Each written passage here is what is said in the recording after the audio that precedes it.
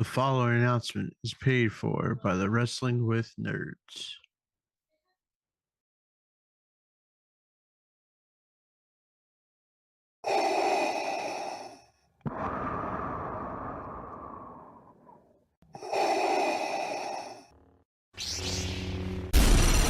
From Mordor to Hogwarts to Gotham, the nerds have come together to create a show for nerds by nerds. Join nerds doing nerd things as they talk about all things nerdy. Stay up to date on the show by liking the Nerds Doing Nerd Things Facebook page.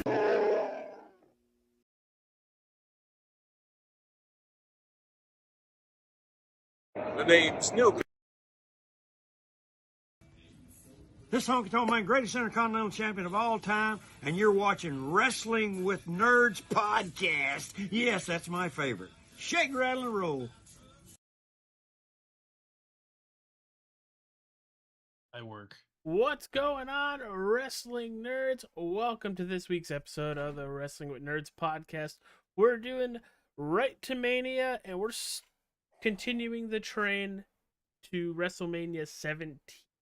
Your arm disappeared and it's scaring me. Because the mic's here and it's blacking out the mic. But yeah, before we get into that, TJ. Hi, nerds, buddy. What do you want to talk about? Yeah, nerds. What do you want to talk about? Because as everybody knows, before we get into the topic, we do the current events of the wrestling world. TJ, did you bring backup? Because I told you not to bring backup. Backup? Was I supposed to bring backup? Somebody bring backup? Yeah, that was fun. I'm still trying to figure out if that was too late or way too early. I'm still laughing at the chick behind him. I'm still wondering. Yeah, if you haven't seen that video yet, it's pretty hilarious. You need to get an arena full of people you don't know to acknowledge you for your little ego. I also thought it was funny. It's like, was Cody's backup waiting like in the same aisle way, like no, chuckling? They were completely separate. Yeah. You get my point. Like, oh, nobody's here. Well, I mean, I give the crowd credit. I mean, they We're not giving evidently, it away. Yeah, them two definitely hit in a spots where it didn't pop. You know what I mean? Because like people would have, I guess Jimmy was well enough disguised to walk up to the barricade and people not realize it was him. Pretty Him wild. and his no-eatus. I mean, Seth came from the AEW side, so there wasn't anybody over there. Shit, he should have been easy to spot. I mean, oh wait, it's wrong. You said it was people on that side. AEW. There's people on that side of the arena. But this feud is really wait. I do have to mention. Did you guys see they sold out a show in Canada? Who did? So they're like AEW. They're like over 100 in America, but if they go to England and Canada, then apparently they can sell out. How big's the gymnasium? The main event was Edge versus Christian. What do you expect? But again, wasn't in America. Wasn't in America. Just saying, they can't sell out domestically. Well, I would say it was because of the Canadian dollar, but I think we checked to see that the Canadian dollar is worth more. I still would say it's, how big's the gymnasium? And what else is a shocker from their show? Wow. Fanboy TK Okada comes to the States, and what do? You instantly bury Eddie Kingston and give Okada a championship. I can't tell if you're clapping or not. Yeah, okay. Yes, it was something making a thud. Fucking Fanboy TK, you're such a douchebag. I love it. I love when Ryan jumps on the murder spree. If you're gonna be a fanboy, don't own a wrestling company. The worst thing you can Unless do your is be dad a paid fan. for it. One of the two, because it's fucking ridiculous. I mean, Okada come in and we knew instantly once they announced Okada versus Eddie Kingston Continental Championship. Well, sorry, Eddie, your run for the last year that was a bunch of shit is now even worthless because Okada's going to beat you his first night in. Congratulations, way to go. Bury the lead. So, you guys know I'm up in the tri-state New York area. I get their newspapers and all that stuff. in the New York Post, there was a column saying, "What is WWE doing that they're sleeping on all this talent going to AEW?" I laughed my ass off. Because Big time. WWE doesn't need extra talent than what it's got. That's what I said when I read I it. mean, granted, give me one of those big ones, okay, but not all of them. I mean, I didn't want Sasha Banks back. Well, Or whatever her name is. I mean, Sasha's already made it clear that her end goal is back to the WWE, which is hilarious. I'm just fanboy TK over here handing out money, but I know that she's not going to stick around and go on. Have you heard the rumors about that whole women's locker room being pissed about how much she's getting? I think the rumors about how much she's getting is false. That's way too much money for somebody that's that lackluster. Well, we It's also Snoop know Dogg's that cousin. Yeah, but we also know TK throws an ungodly amount of money at everybody. So Yeah, I mean, Well, I you will know, when say, Daddy writes blank checks from the Jaguars, AJ. I will say it until she either comes back or she shows up on the other show. The best female wrestler in AEW isn't even on TV, and that's Britt Baker. That's a shame. The so rest they of got the women are just meh. they have That includes my girl Tony. I love Timeless a little bit. It's getting annoying, but I mean, We need the DMD back. so they got Sasha, whatever her Monet thing is. Mercedes Monet. Okada. Who was the third one that they mentioned? Will Ospreay. Okay, there you go. Ospreay out of those three would be the one that I would want in WWE. We all know who I would take. I'm sorry. I thought you would have said Okada, to be honest with you. Okada loses all of his appeal the moment he leaves to Japan for me. Okay. Like once he leaves Japan, it's just like, okay. Ospreay is that give him credit. That is that generational guy that makes a difference. If he's right. Was he one of the guys that says he doesn't want to go to WWE? At one point he did, but I think he got smarter as he got a little older. I don't think it's a question who TJ would love to have over from AEW, and allegedly he's a free agent, and allegedly his 90-day no compete is up. I don't think that's happening. And allegedly we're led to believe things, but we all know a certain person that AJ's, picked up a hilarious moniker for, getting his initials in the wrong order. MFJ? I'd love to have him in WWE. Be it a pipe dream or not. I mean, I don't get it. I mean, whether his contract was up or not, if you're playing the game of the contract thing, it's kind of lost its appeal. The Undisputed Kingdom, while they had a bunch of momentum when it was revealed that they was the devil and all that stuff, and they're racking up belts, and Warlord didn't beat Samoa Joe the other week, which was quite a shocker.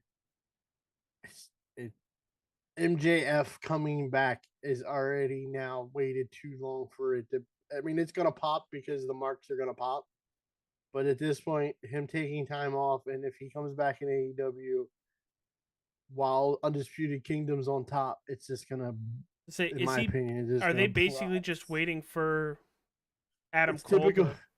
It's typical TK, waiting around, and then by the time it happens, everybody's like, well, that was fucking lackluster. Thanks for taking 8 years. So, yeah, before we get into WrestleMania 17, anybody else want to cover anything else outside? The ladder match, the tag ladder match is starting to get stacked with a lot of fun and fucking crazy people. I love social media having fun with this ladder match. Have you've seen the tweets from a certain Hall of Fame tag team that has a date? And they're playing it up. I mean, it is Philadelphia, so can you I mean, you would. It's what, 7 teams? Is that what it is? Or is it 6 teams? 6 teams, 3 from Raw, 2 from SmackDown, and the champion. I can't do the 3D. Did you just lose a finger? No, the three. It's just okay. How can you not do okay? Okay, there you go. But yeah, I mean, yeah, it's picking up steam. Apparently, we got a 6-women tag match. It's rumored. It's not. So nothing's confirmed. back to the people watching and everything. I don't know if you guys are gonna be able to hear it, but can you freaking imagine? The three of us are gonna be in Philly, but I could just imagine TJ just going crazy for. Dude, I will be fucking insane. I'm gonna lose. I'll be lucky to have a voice Mania Night 1. So the issue I'm going to have with that is depending on where I'm sitting in this group. If we're gonna jump you up, shit yourself. I swear to God. oh no, I'm more afraid of the three of us jumping up and me being a little slow to jump up and getting like Rock'em Sock'em roboted.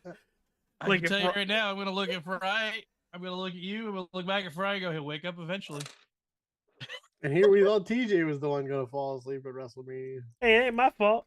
It ain't my fault. I don't know. Have you guys read any good books lately? I was gonna say, I guess we should mention. Well, no, I like it when books are read to me. Yeah, I do audiobooks because dyslexic, and audiobooks work perfectly. Thanks, Becky. You saw Becky's picture, of course, with her and Seth. Yes, that picture does exist, and I think the world's better off for knowing it. And evidently, there's another book coming out, or came out, or whatever. Another memoir of. She went from being the baddest woman on the planet to the "would you please shut the fuck up" woman. She's the female embodiment of a Ryback. Yeah, Roebuck. Rhonda Beck. She's Roebuck. That's her name, Roebuck. Instantly gets out of the WWE, and what does she start doing? Just blasting everybody in the WWE. It's a shit show. I haven't read the book because I won't give her the money for the book, so I'll wait till somebody else reads it and tells me more about it. But I mean, it was instantly just bashing and bashing and bashing and. Listen, that's a lot. That's expensive toilet paper. All right, I'm not buying it. Go back.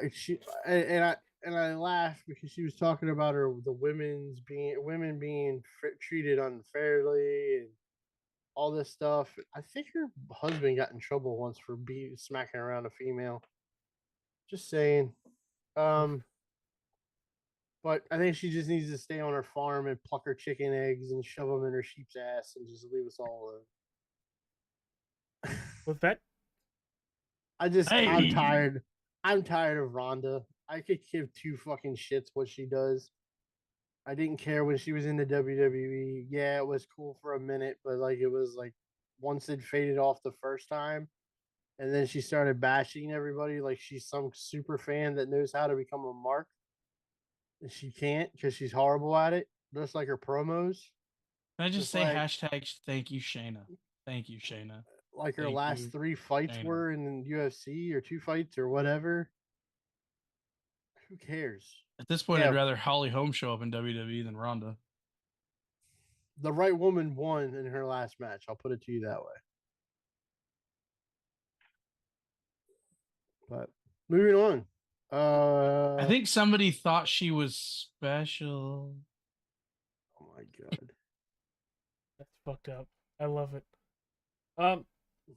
Anything else you want to cover with this week in wrestling? Because I kind of want to get to arguably the best WrestleMania. Why do you think it's special? Shut up. You do? Shut up, Beavis. No, that's definitely Butthead below us. So, let me ask you guys this. If you want to punt it, we can punt it, Ryan, to do it at the end of this. But just to put it out there, because I want to get the people in the chat to think about it too. What's your favorite WrestleMania? What's your least favorite WrestleMania? Want to do that now, or you want to do that at the end? We can wait to the end. Okay, perfect. So let's get into WrestleMania 17 from the Settle down, McAfee. You're not punting anything yet. why I made the punt joke.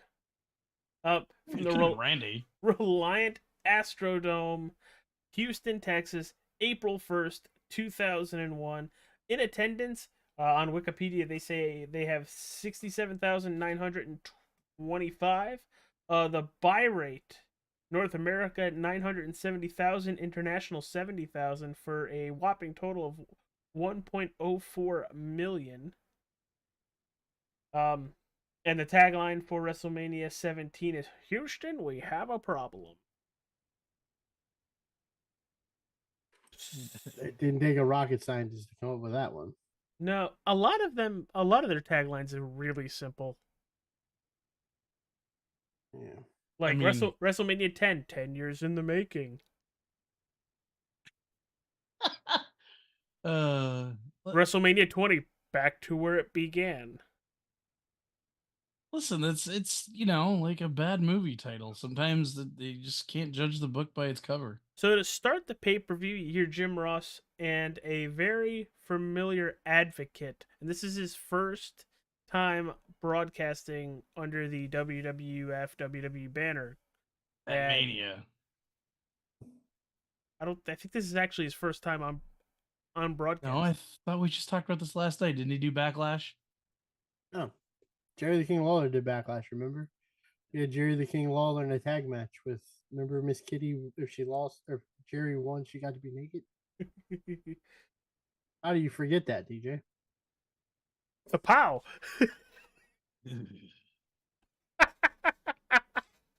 Why are know, you could've- quivering for Miss Kitty to be naked? I think the more the me. 30-year age gap got in the way. Oh, okay, yeah. He must have had money back then. I don't remember if he did the Raws before this, to be honest with you. I meant to go back and check, but I don't remember if he did or not. But this is right at the end of ECW, the week before on Monday Night Raw. The name McMahon Yeah, is this on. yeah. Was The you contract. I know AJ wasn't watching. TJ, was you watching when that happened? Intermittently, like it was one of those things because my father bowled Monday nights, so like usually missed at least the first hour of Raw. But as soon as we got home, definitely we're watching Raw. So I want to say yes. Like I remember this stuff. I remember the invasion more than Yeah. just going back and rewatching it. I want to say most of this I saw somewhat live. As somebody who was watching live but didn't read dirt sheets, didn't read internet, didn't do all that stuff. Monday Nitro coming on TV and it being with Vince McMahon is the first person you see when Nitro comes on. It was like, what the hell is going Did I on? put it on the wrong channel? And it was like, this is the last WCW broadcast on Turner Sports, and it's like, well, what, huh? Are we gonna get Thunder on Friday, or what's the deal? What's going on here? And it was weird being a person that was a clicker. I was a channel changer back and forth every night or every Monday night to be like, well, wait a minute, it's all like they did WCW wrestling, but like the interviews that was McMahon from both shows were airing on both channels, and it was like, this is weird. What time warp am I in? Like, is this is like the episode of Family Guy where I keep going into different time warps? I did really enjoy the Shane swerve. Yeah, it was pretty clever. It was just a way to build more heat on the Shane Vince rivalry because their match at Mania was going to happen anyway. Mm-hmm. So the name McMahon's on the contract. Shane McMahon. And we'll get more into that when we get to their match. Okay, well, first match out of the gate, Chris Jericho defeats William Regal for the WWF Intercontinental Championship. Match went 7.5 minutes, and I love both of these guys. I think I need a spot of tea. TJ finally gets his P match. Every time we see William Regal and Chris Jericho, he's like, "Is this the one where Jericho pisses in his teacup?" Dude, it's fucking great. He gets it today, and yeah, you're right. Chris Jericho, William Regal, two class acts, two great wrestlers. This was a very fun match. How many brass knuckles does he have in his trunks? Don't you wish you could look and find out? I hope he's not putting them where I. Never mind. They're cock rings. He's just gonna say he's just hanging them there, AJ. He's got a few. Yeah. Each finger's got one. Oh God. That'll fit around the index. That'll fit around. No. Moving on. Stop it. Jericho wins with the lion salt. It was a very good match. I don't have the timestamp, but if who the hell cares? Evidently 7 minutes and 40 seconds. AJ's gonna die. Also happens to be the middle finger length of William Regal. God. It's William Regal, Chris Jericho. It's a great match. I'm crying. I'm not wondering. I'm no longer wondering where the brass knuckles hang. Any of that. They hang firm for Queen and Country. I think this is the match where Regal uses either the Regalplex or was it the? It may have been that cutter that he uses that caught you guys off guard. You're like, wow, where'd that move come from? And, the top rope cutter? Yeah. Not the top rope cutter, but the holy shit, boys. I think we've lost AJ just for a smidge. Clear! All right, he's back now. Chest compressions. It was AJ, a good whose match. head's more bald? You or Tommy Pickles? Mine? Because he'll eventually get hair. Do what a baby At least you got hair here. This is just how good is that? All right. So next up, we get Taz and the APA in a 6-man tag match against. You hit the fucking button and I'm beating both of you. Right to censor. It's a quick match. It's not even 4 minutes long. It's basically just to get the Texan on the card. Oh, that little thing where they're sitting around the poker table and everything. He's, we're damn in fucking Texas. And they all just run out. It's like, yeah, we're going. Fuck yeah. Yeah. So, nice little match. Fun match. Whatever. Moving on. Murdered the right to censor.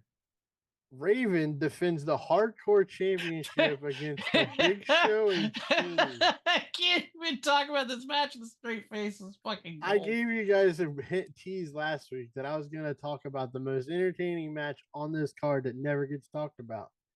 Ladies and gentlemen, if you have never seen this hardcore match, you need to.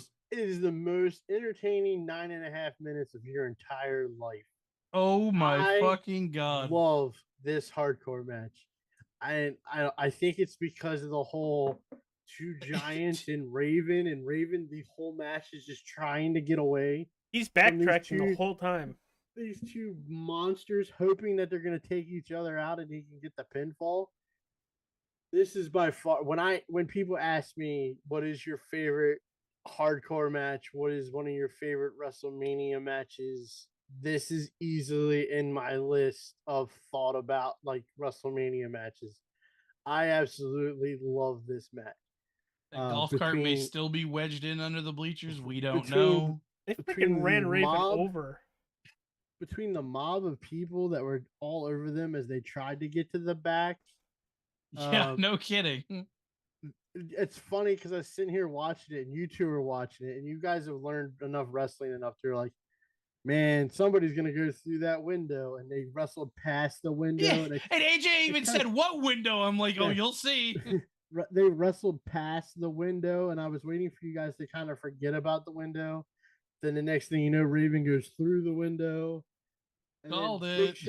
Big Show and Kane are fighting, and I love Big Show's facial features in this match.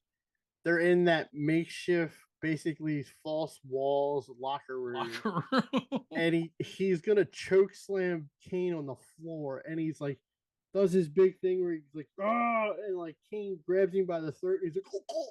It was just like perfect features from the Big Show from this, as those two big son of bitches go falling through a false wall, and of course there's Raven comes through, goes through the plate glass door, goes out that door, goes around the corner to the other door, and then comes in and tries to pin one of them. It's like, didn't he like throw like a salad at him too or some shit?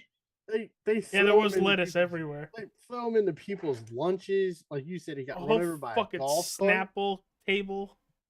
Could you imagine that golf cart the moment Big Show got on the back of it? It was probably like, what the fuck? I'm built for torque, but that's a whole lot of torque. And then it's funny because if you paid attention, the golf cart wouldn't turn with Big Show on the back of it. That's why Raven drove and it. runs it off of the little path because he can't turn it because Big Show's got all his weight on the back of it. It's like a crazy coupe for Big Show. And then we're sitting there like, well, where's Kane and the referee? And we look back and they're getting on a different golf cart. Yeah. Here they come. Anybody remember that scene in fucking Austin Powers with the golf cart? I feel like Raven was supposed to get hit, like full hit with the golf cart, but Big Show was blocking his view, so his smartest thing to do was just to fall. Like he falls and gets his legs hit by the golf cart, and he screams like he just got ran over by the golf cart. And then they fight over the lettuce, and there goes the whole tray of Snapple. And I know somebody's lunch, man. They came back and was like, "Damn it, where the hell is my lunch?" Somebody goes on lunch, everything's fine, comes back completely destroyed. I quit. Quit. I'm gonna head out. Then they end up out on the gorilla, out on the main stage. Big Show ends up trying to gorilla press Raven. Looks like down into there's like a false floor where the WrestleMania 17 banners are, or they were like some sort of neon lighting thing. And Kane big boots Big Show, and they both go falling through, and then it's smoky as hell. You can't see anything, and all of a sudden you look through and you see this giant monster masked man jump into the air, drop an elbow, and then he pins the Big Show, not Raven. And the ref taps the side of the freaking the side of this thing. It's like, Red, go back. It's just a fun match. I have loved this match since the first time I saw it, and this will always be my favorite hardcore match of all time. TJ, it's like broadcasting and racing. You love this match, baby, because it's pure chaos. It was utter chaos. Just nothing but pure unadulterated chaos. And we leave with Kane as the hardcore champion. Who the hell is going to take the hardcore title from Kane? That had to be a tall task. You're going to burn in hell for that one. You're either going to tell me or I'm not going to remember to look it up later. I don't remember, to be honest with you.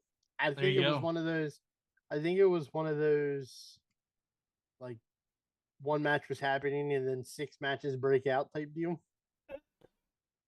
The next match, the 4th match of WrestleMania, Eddie Guerrero with Perry Saturn defeating Test, who is the European Championship. And Ryan, while we were watching this match, raise your hand if you thought it was Buff Bagwell. The stupid hats. Did you? So you did too? Oh yeah. Like, is that Buff Bagwell? Like, what the fuck? That was pretty good. We both. But Ryan, you mentioned when we were watching this, the wrong guy won. In my opinion, I at this point, from what I remember, and now I'll go back and watch to just make sure I'm right. But Edge was pretty. I mean, yeah, Edge. Test was pretty like hot at this moment. Like his run as European champion was good. And it was like he needed that momentum, and I just feel like Eddie winning the European title here was the wrong move. Yeah. If the move was for Test to move to the Intercontinental title, and I don't think he moves there quite yet, then okay. But Test was doing just fine as the European champion, and I didn't feel like I felt like this title change happened because the IC title didn't change, if that makes sense. Okay. Like, in a way. I'm not the biggest Eddie Guerrero fan. I know I'm gonna burn in hell for that. I never was. I know people see him as some kind of god. I mean, I just I'm pretty sure JBL told Rey Mysterio to stop looking up and to start looking down. I just didn't like. I just wasn't a big Eddie Guerrero fan, to be honest with you. I liked him literally right before he died. I don't mind the The whole. stuff with Rey and No, I like the stuff with China with the Latino. I liked that stuff. But I probably liked it more just because it was China, more than if it being Eddie. We're I about just to talk didn't- about China in a little bit.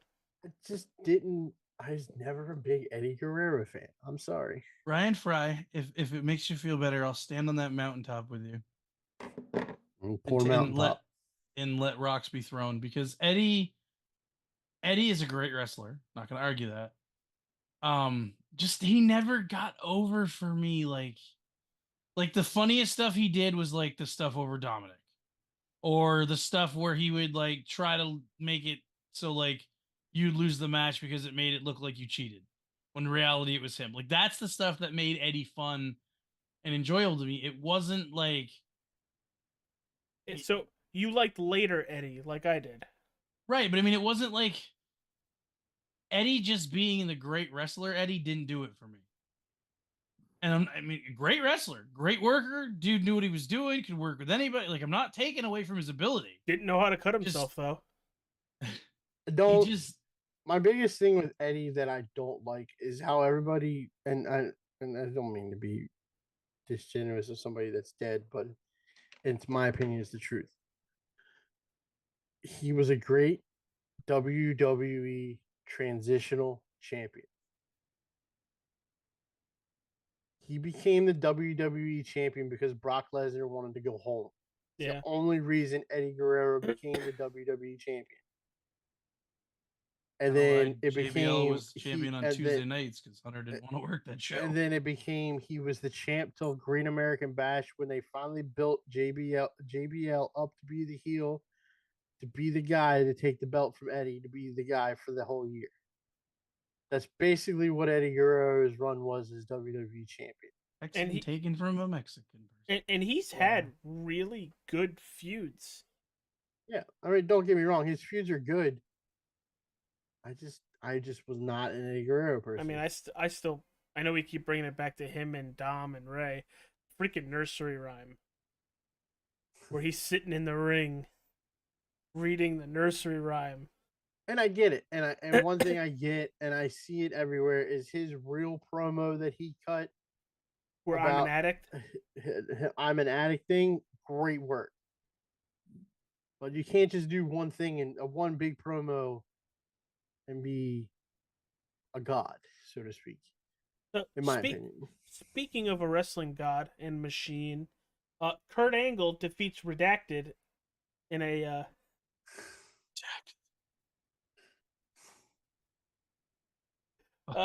man, that Redacted sure takes a lot of pinfalls. It's like it's like can bacon. Can we just change his name to Wolverine?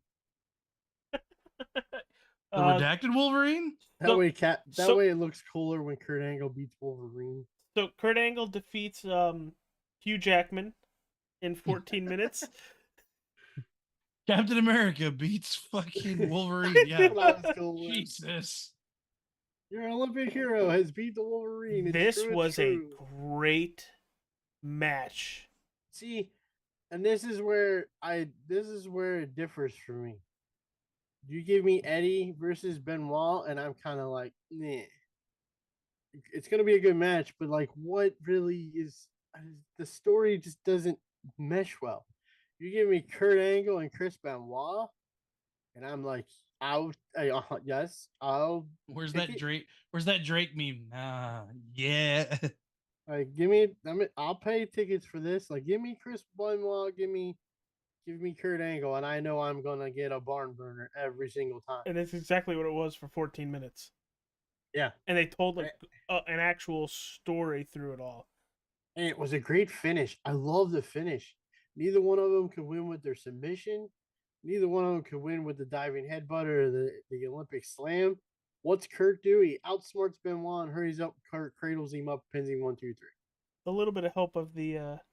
Well, of course, he's the That's- heel. He's got. They don't ask you how, AJ. They just ask you how many.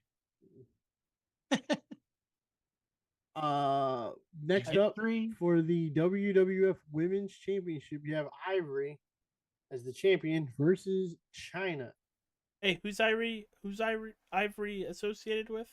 You hit the button again. You hit the button. I'm ripping your nose off. What am I, fucking Voldemort? You will be when I'm done with you. When you do have the ball, you do have the bald head for it. So to build back for this story at Royal Rumble, it was supposed to be Ivory versus China for the women's title, and China went to do her cartwheel back elbow into the corner with Ivory, and she made it appear like she hurt her neck.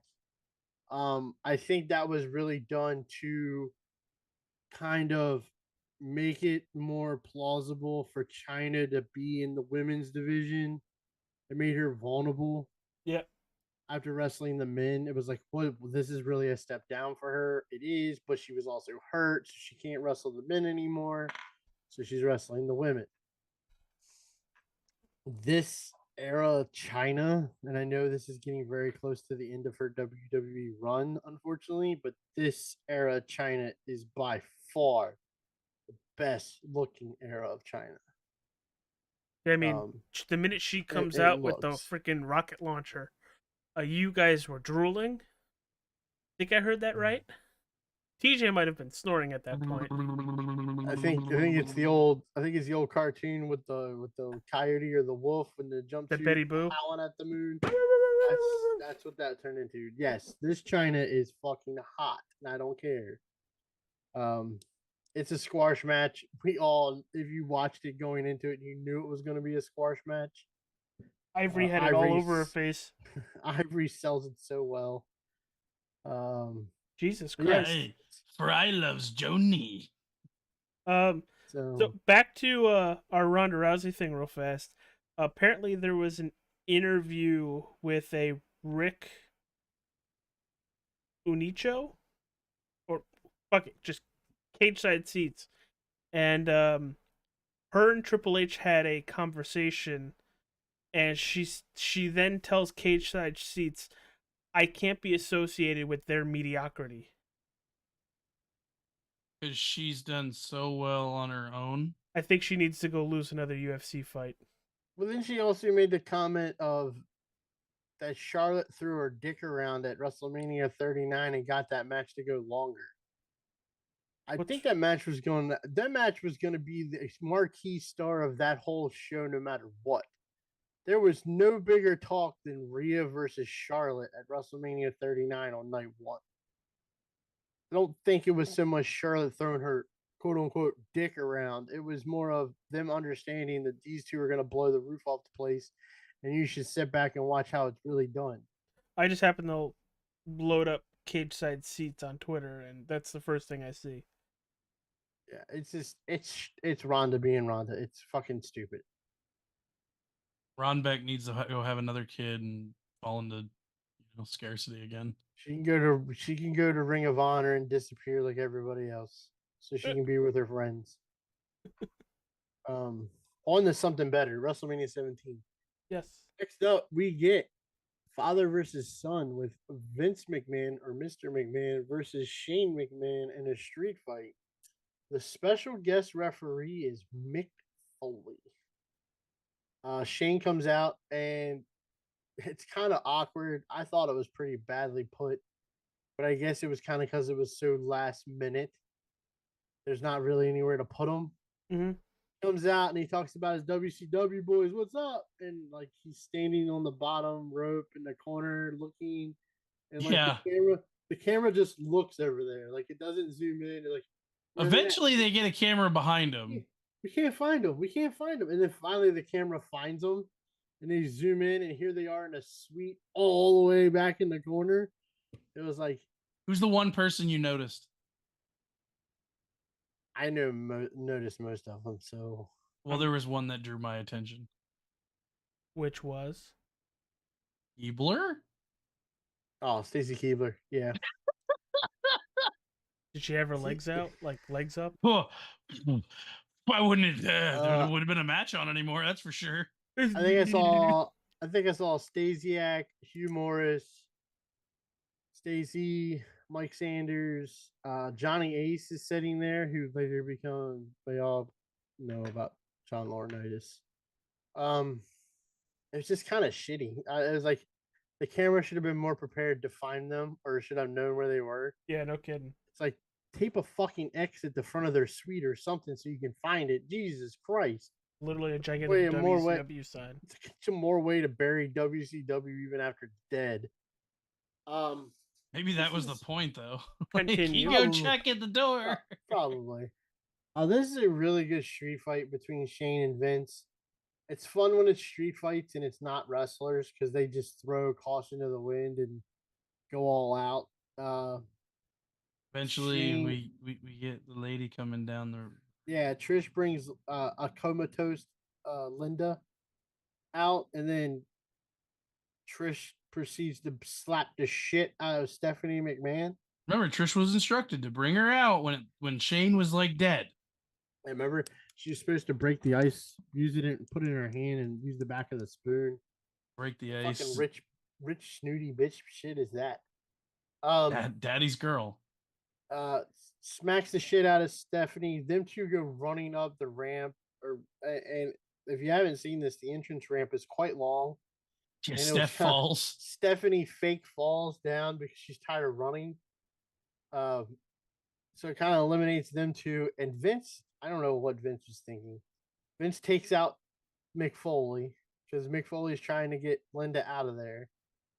Vince puts Linda in the corner and on a chair. And he's like, watch me beat the shit out of our son. Like he probably made her do in like the 70s anyway. Oh God! And just as he's ready to hit him with a steel, Vince is ready to hit Shane with a steel chair.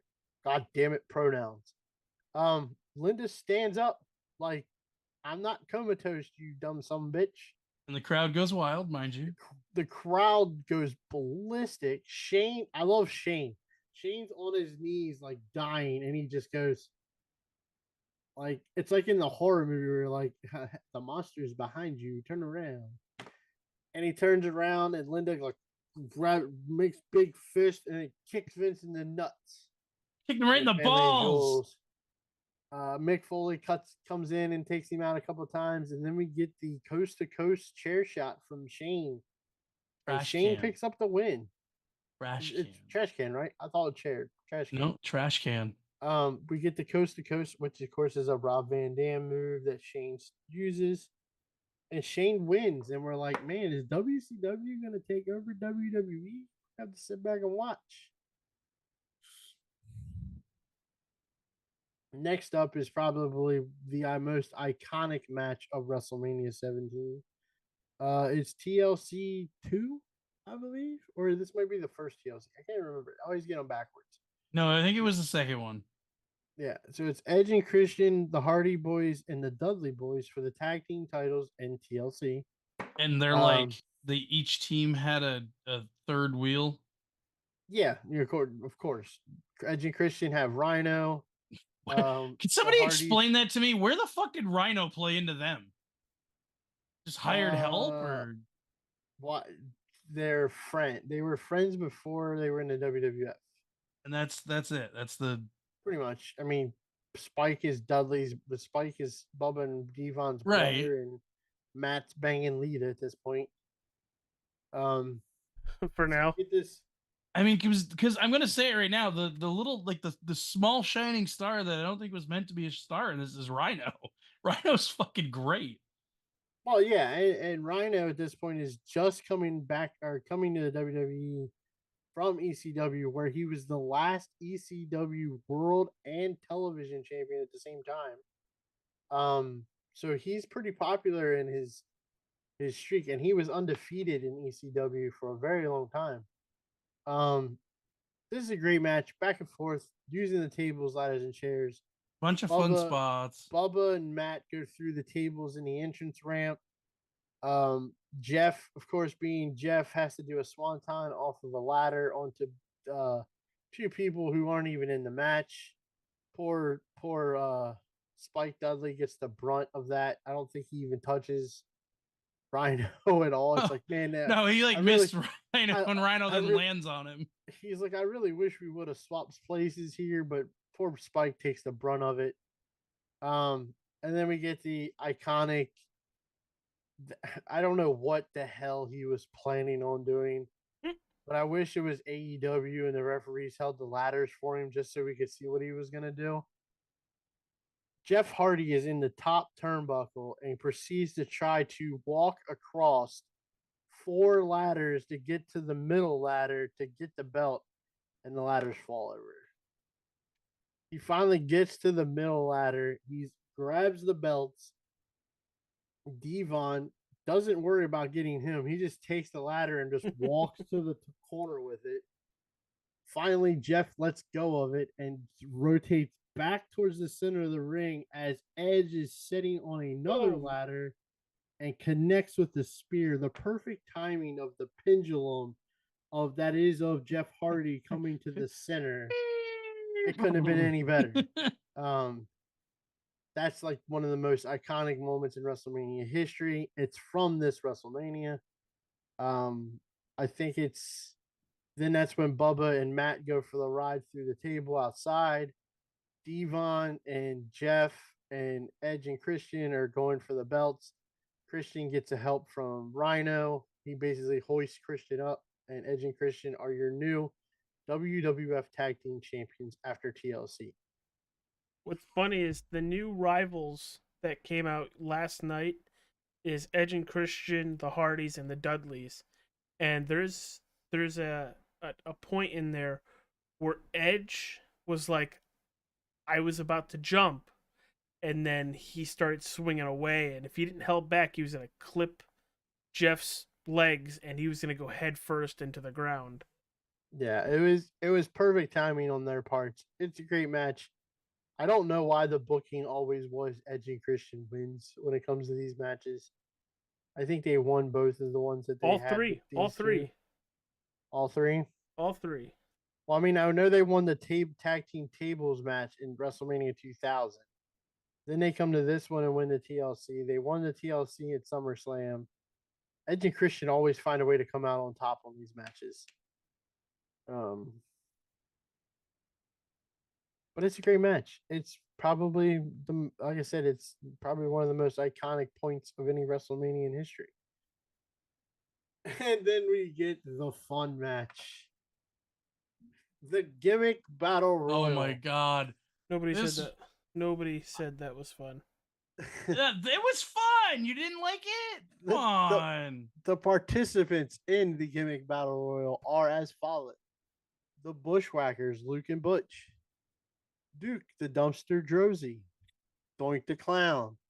Nikolai Volkov. The Tugboat. The Goon. Earthquake.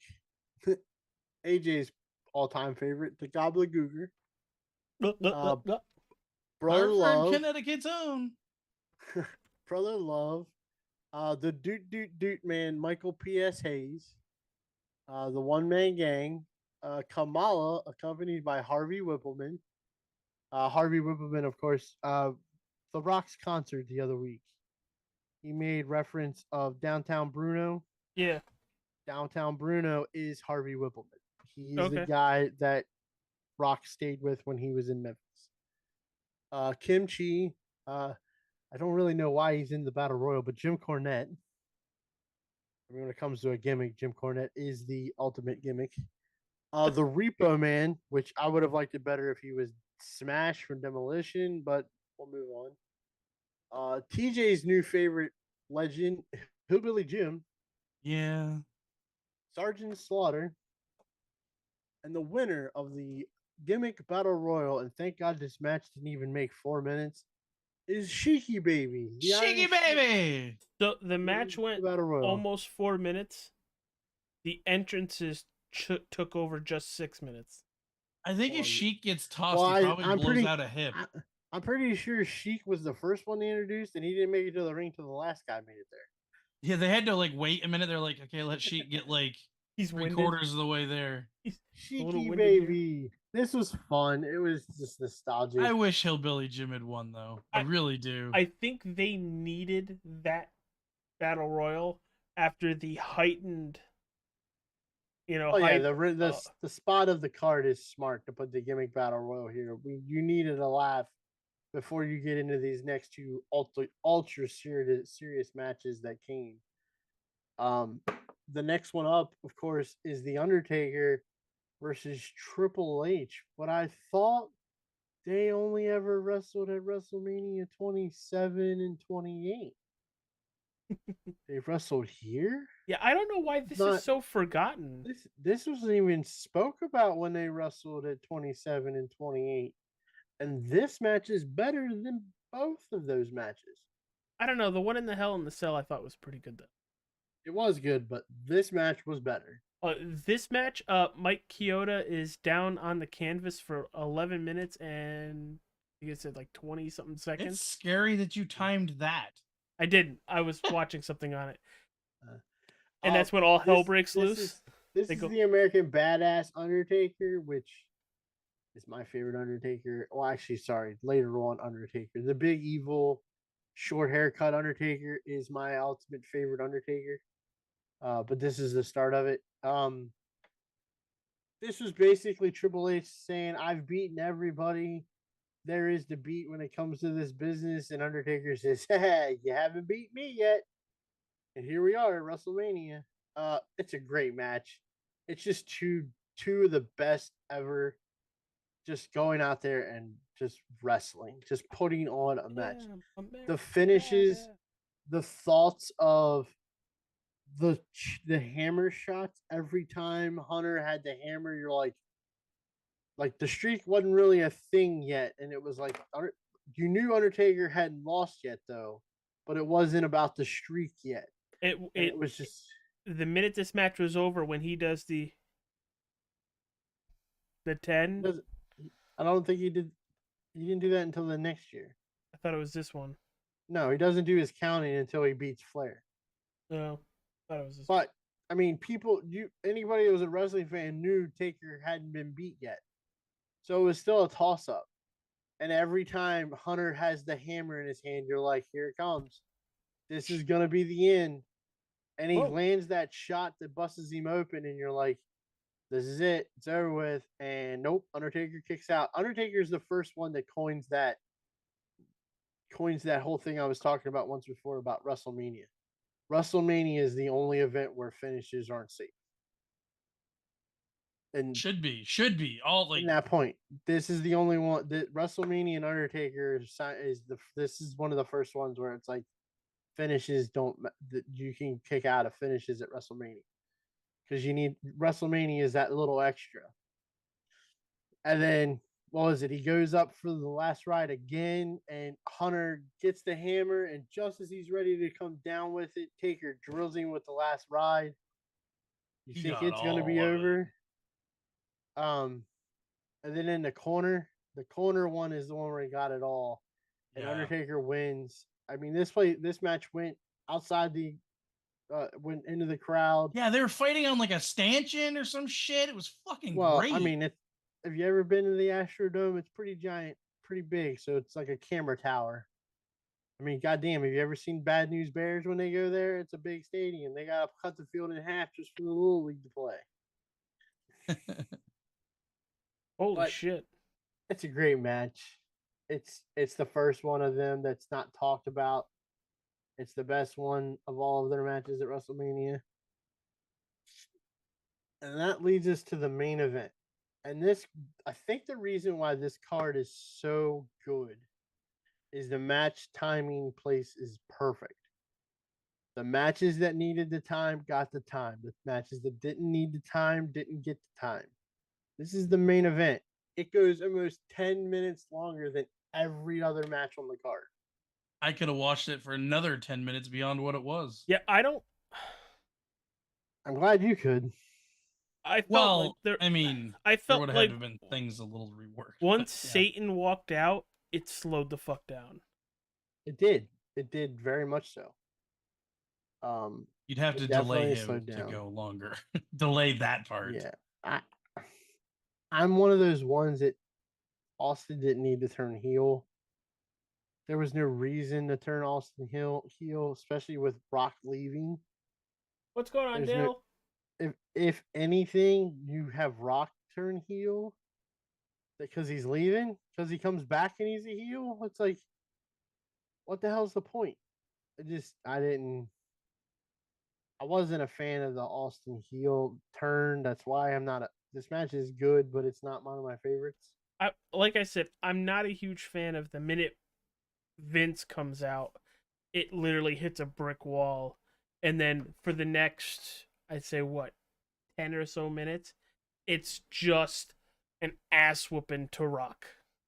Well, and Kick that's out. the thing too. I Ass think it would have whooping, been kick out. better. Ass whooping, kick out.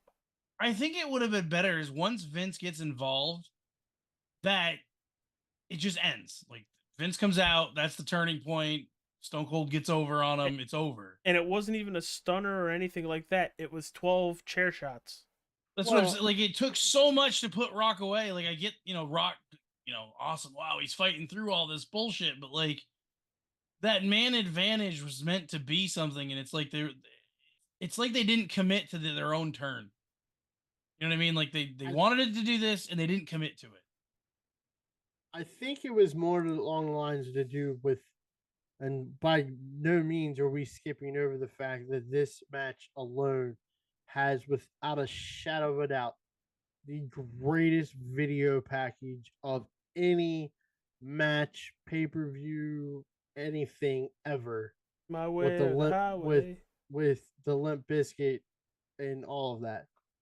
But they had a face-to-face interview, and Austin makes reference of, I have to beat you, Rock, and I'll do whatever I need to do to beat you.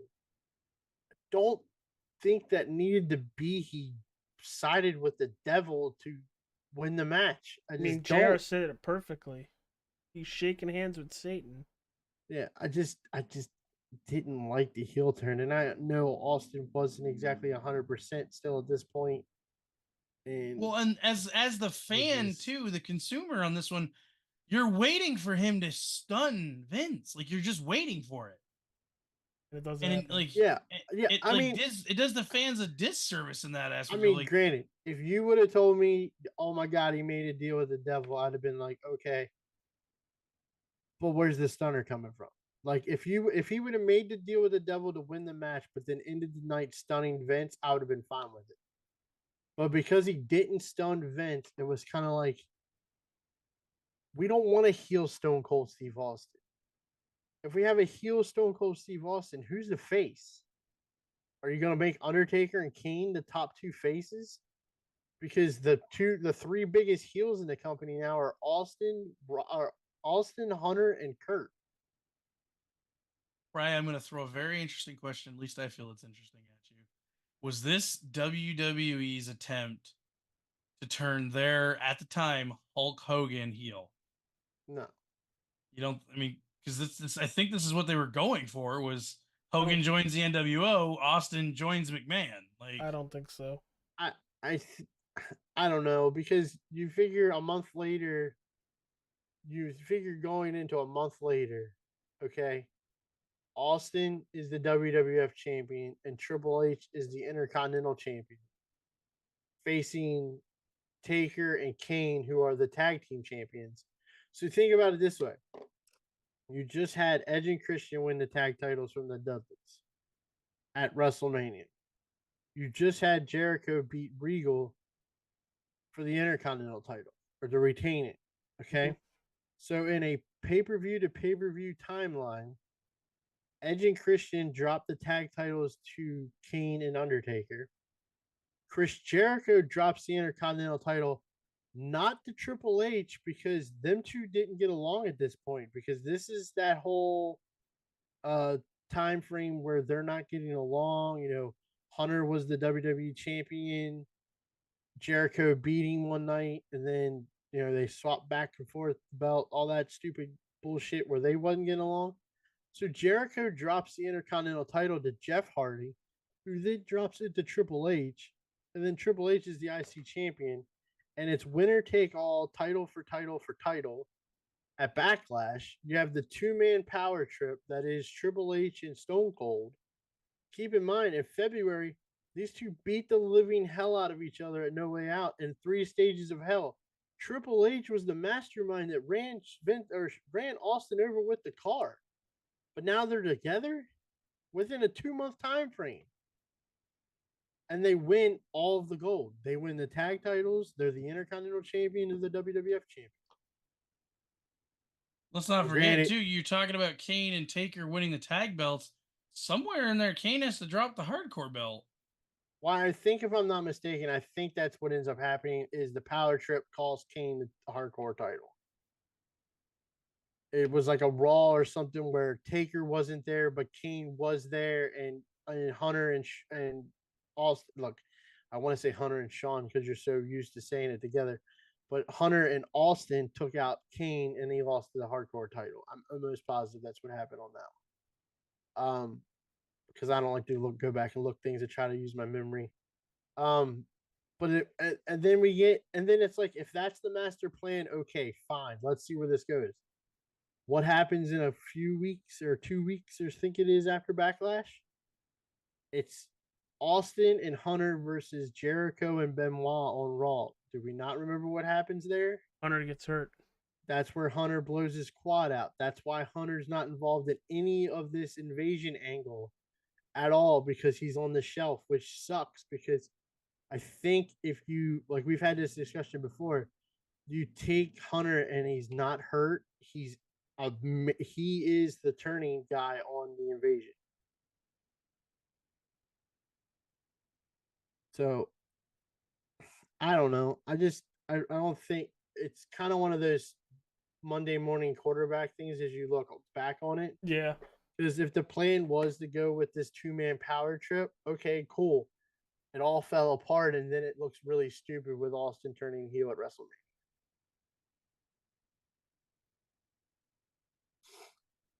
It's like, the match is fine, and I'm kind of right there with you. The ending is what bites it for me.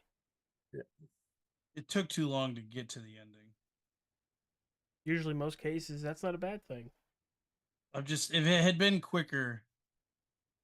We all wish it was quicker so we can get back to doing so what we needed you want to know what happens? With April 1st, 2001, Kane wins the hardcore belt. That's WrestleMania 17. April 17th, he loses it to Rhino on SmackDown. He held it for 16 days.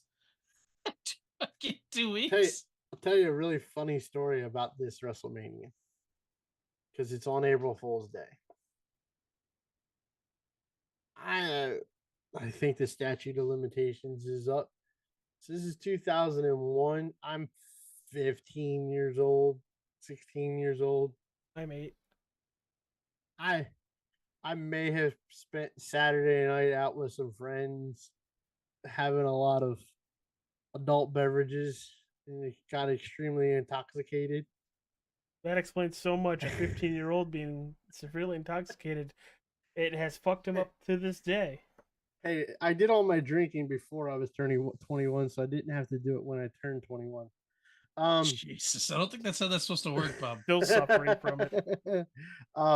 So needless to say, I passed out and I got thrown in a spare bedroom, and I didn't even look at the weather report.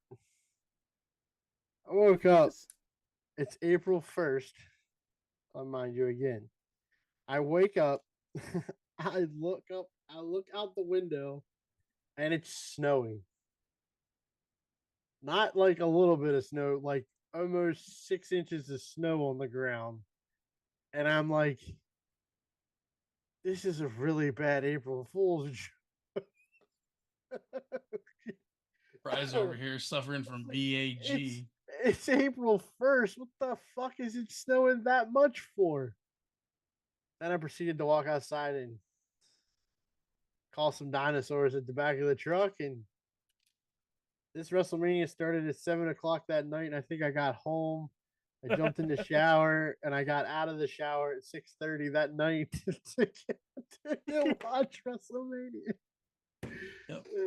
He was definitely suffering from BAG. There's nothing better to serve you up than an 8-hour shower. I can tell you that much. Jesus Christ.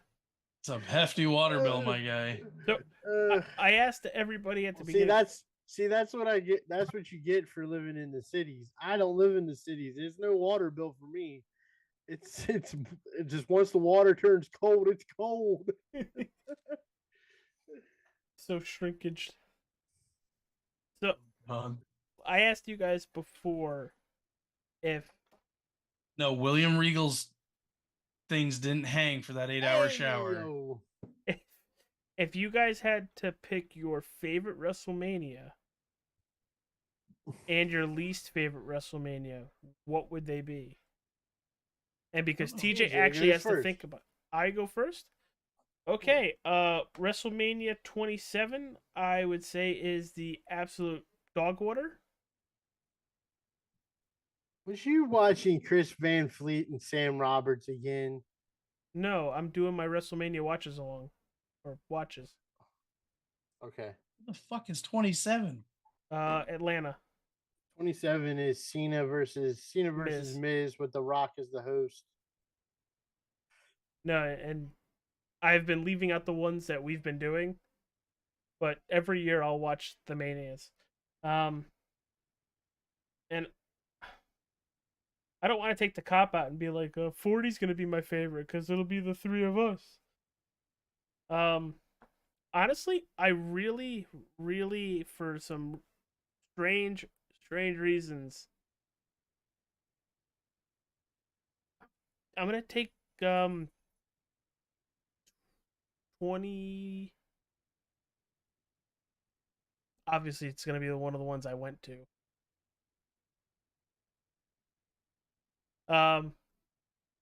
Probably 20. But my Reacted wins the world title there. Why? How can that be your favorite? Because I was deaf for the next 2 days. You don't even know who won the world title. No, I know who won the world title. We just don't talk about him anymore. It doesn't exist. Voldemort. Oh, no, not him. Goldberg faced nobody at that WrestleMania. What are you talking about? There were so many vacant people in that match. It was either going to be 20 or 29, and that was my first WWE live event. Also, what was 29 again? Remind me. MetLife. You're asking Rock Cena 2. Oh god, no, definitely not. But the way Madison Square Garden popped for Redacted and Eddie Guerrero's hug at the end of that.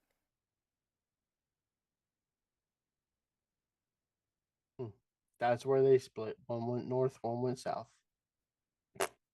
Into the ground. TJ? I don't know if I can tell you a worst.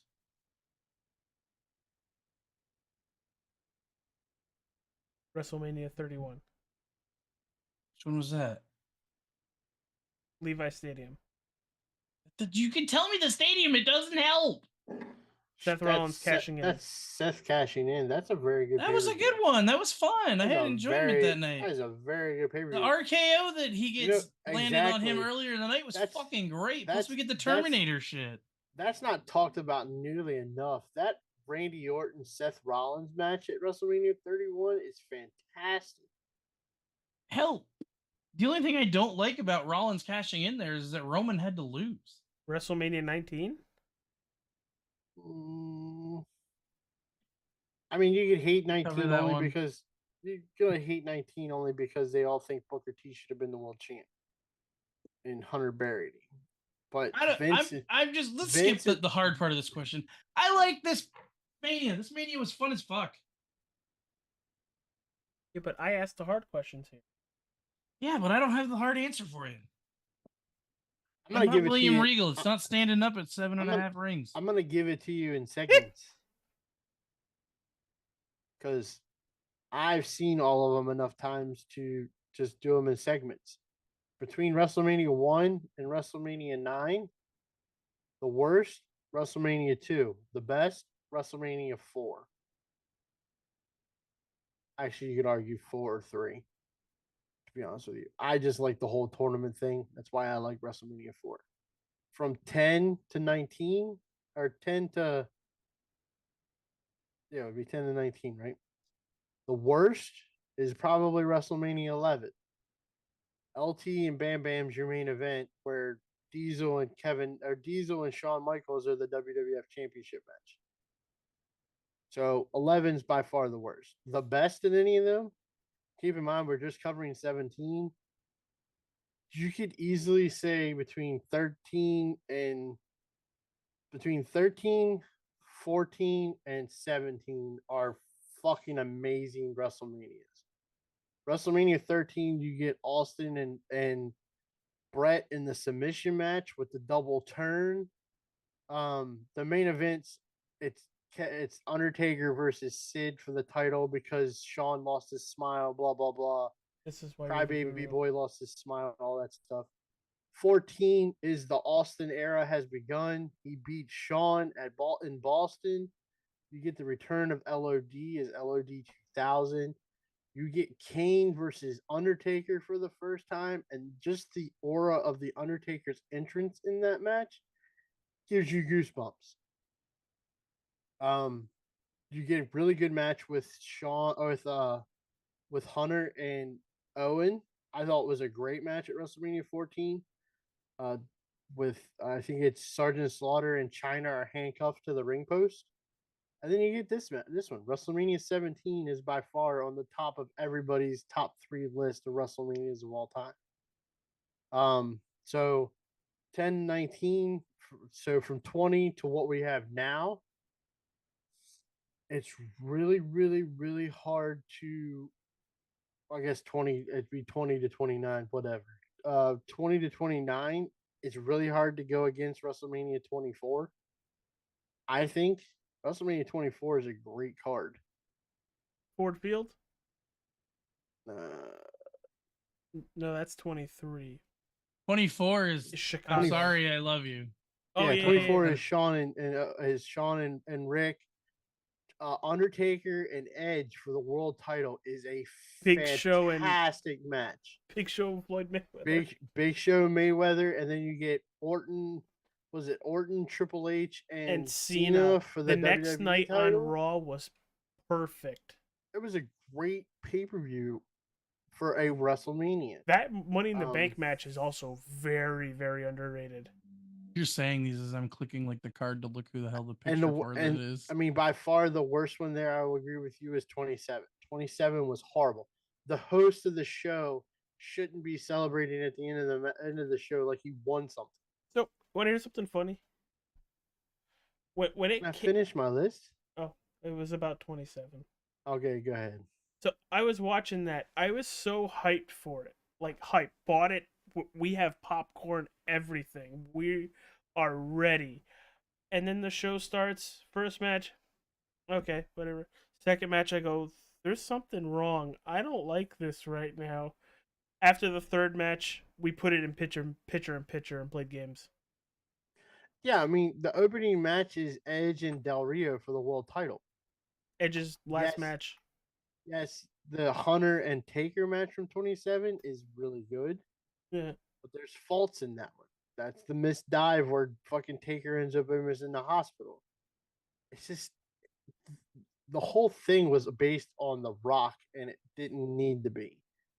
You buried the lead when you have the host celebrating at the end of the show like he just won the WWE title. Granted, the guy that won the match doesn't remember the match, but still, I digress.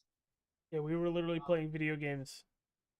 I think the only time we brought it back was the Taker and Triple H match. So then you got 30 to 39. Well, I'm going to automatically say the worst was COVID.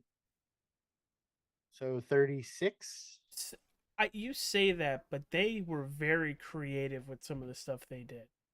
I know, but it was still COVID. And listening, nobody wants to sit here and go, I'm going to go back and watch COVID years of WWE. I did for two matches. What was 37? Because 36 and 37 both have like a Bodie, Raymond Jamesy theme to them. 36 was COVID.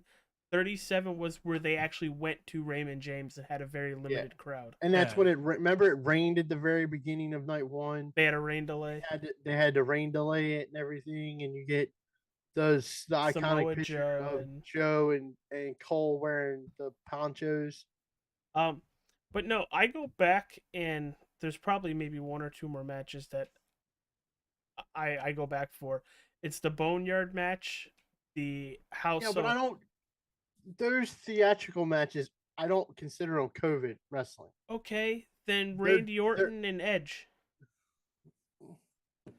It's still awkward. It's Oh, awkward absolutely. hearing. It's awkward hearing the ring announcers twice. It's awkward hearing all the footsteps. It's just an. I mean, awkward moment. let's quickly go through this. What's your most memorable moment of WrestleMania 30? Can you even name one? It's The- Daniel Bryan. The Silver Dome. Okay, what's your most memorable moment of 31? Terminator and Rollins. Rollins at the end. Okay. 32.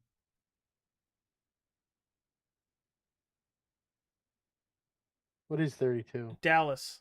The first 32 is Dallas. Hunter the champion versus Roman Oh, Reigns. then it's first thing that comes to mind off of that one is Austin, Michaels, and Foley versus United Nations. Oh, yeah. And then 30 Rock and Cena versus the Wyatt family. 33. That's Reigns, Taker, Goldberg, Lesnar. The only thing that pops out to me on that, and that's the roller coaster one, isn't it? So you have the The Hardys Hardys. return Hardy Boys. I was hoping somebody And- would say it. and Bray and Orton with the worms. That was weird. Snake down the thing. Well, yeah. Well, no. Remember the ring? Yeah, the the, lights- the the projector. video on would the- play. And yeah, when the Orton projector would when play. Orton came down, he had that really Hey, cool hey snake. guys, Raw just started, and just so you know. Also, 34. Also, wait a minute. Also, 33 is also where we get the first cool Seth Rollins entrance.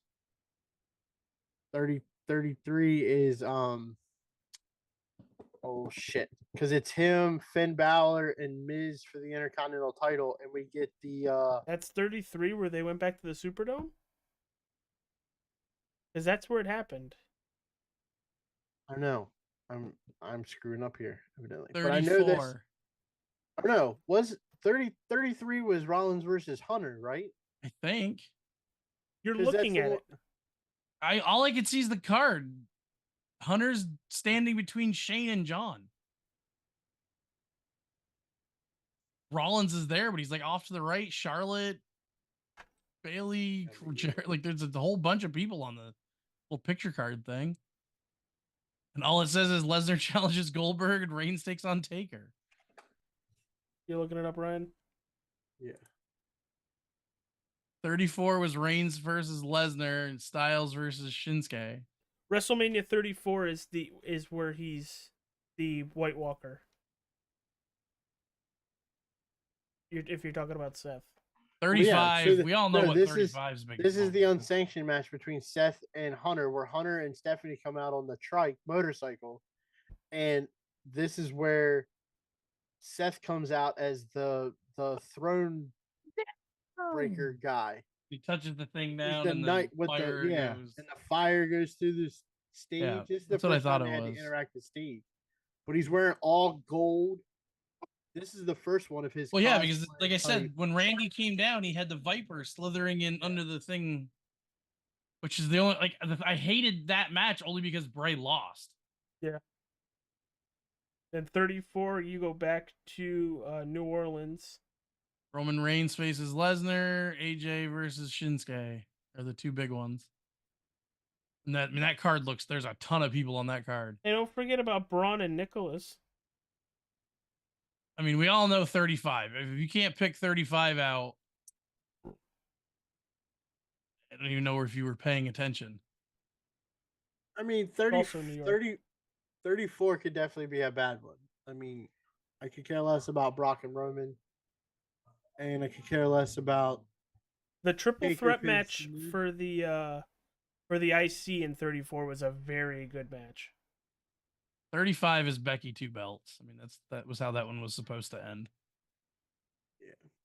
I would definitely say the worst is 37, right? I think 36 is your first one.